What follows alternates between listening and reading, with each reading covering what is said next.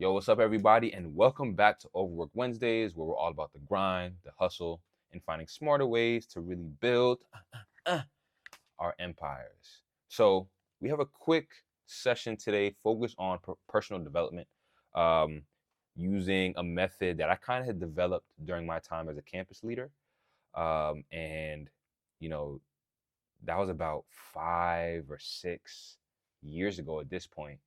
And I still find myself going back to this methodology whenever I need clarity for what I want to do in my life, what I need to do in my life, or things that I want to do to feel fulfilled, right? To feel passionate about, right? And the thing about being overworked is if you're not working on something you love, what are you really working on for real, right? So that's really been a motto of mine, right? But I do that using this method to make sure that not only am I working on something that's really extremely fulfilling, but I get to do it in a way that's holistic and I'm looking at the entire picture of it, not just one step of a 10-step plan, right? So, um, really quickly, uh, the plan in itself is called the MPEAR program or the MPEAR plan, however you want to talk about it.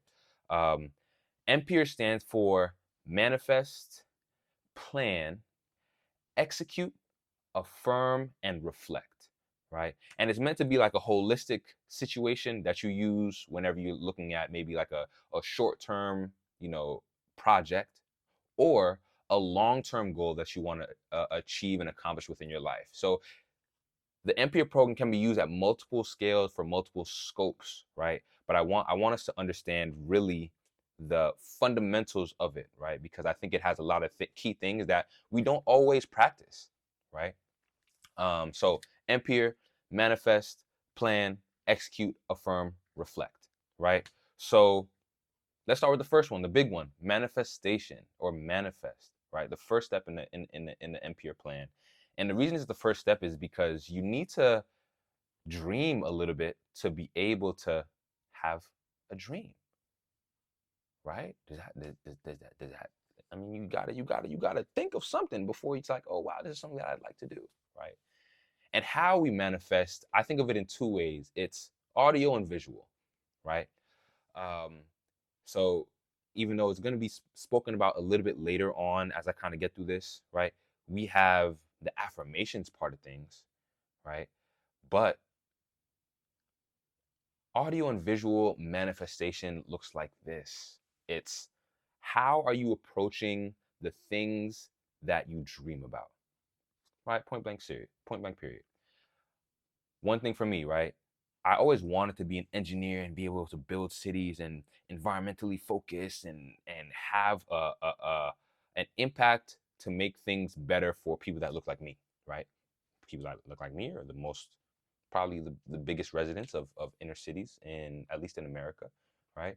And how can I make those experiences better, right? That was my big goal, right? And just in saying that, there's not really any definitive actions with those words, right? Yeah, I could have went to be a city planner, which okay, cool. I could have been a bridge builder. I could have been a plumber, right? To do those things and be able to accomplish that goal and to really fulfill that step, right?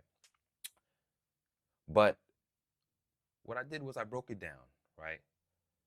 And the audio part starts with this. You ask yourself first, how do I envision X, Y, and Z? So how do I envision me helping cities or me building um, communities for people, right?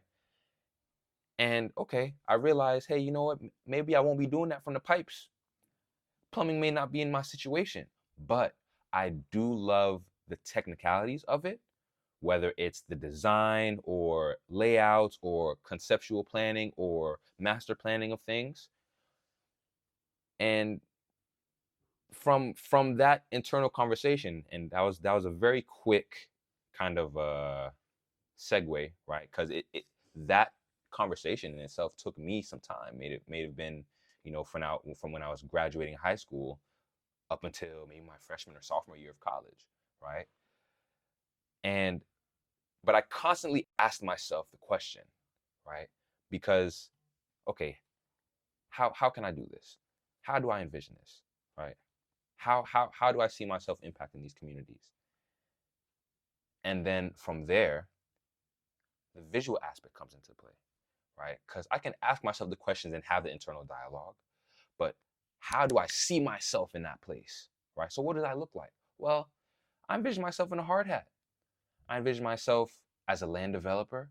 I envision myself having a large plots of land, but not in a sense where it's going to be all mine, but to be able to develop things for the community, whether it's playgrounds, research parks, third spaces, etc. Right? And this was a part of my vision that I had literally dreamed about after a certain time, right? Because after having the internal discussion with myself, it moved itself to my subconscious. My subconscious was like, okay, cool. So I literally dreamed about being on construction sites as a kid, right? And hey, listen, you can never force yourself to dream, but you can daydream, right? I guess that is forcing yourself to dream. Yeah, well, so you can force yourself to dream. It's the daydream. It's how you visualize what you do in these spaces or what you're doing in these spaces, right? So using those two audio and visual components, that that is the basis, and the very basic level, but that's the basis of manifestation, right?